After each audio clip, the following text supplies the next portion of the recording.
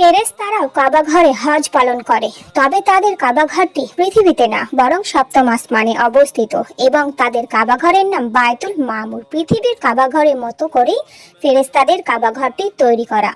ফেরেশতাগণ সেখানে মানুষের মতো করেই আল্লাহ তাআলার জিকির করে, ইবাদত করে, তেলাওয়াত করে, হজ পালন করে।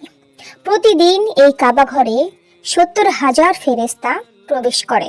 তবে যারা একবার প্রবেশ করে তারা দ্বিতীয়বার সেখানে প্রবেশ করার সুযোগ পান না।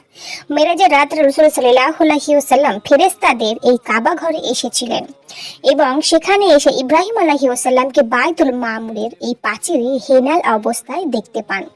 একটু ভেবে দেখুন তো, একটি কাবা ঘরের চারপাশে মানুষের মতো করে ফেরেশতাগণ হজ পালন করছে, এটা কতটা সুন্দর হতে পারে। সুবহানাল্লাহ। এরকম ভিডিও আরো পেতে গেলে আমার চ্যানেলটিকে সাবস্ক্রাইব করে দ্বিতীয় জনকে ভিডিওটি দেখার সুযোগ করে দেবেন।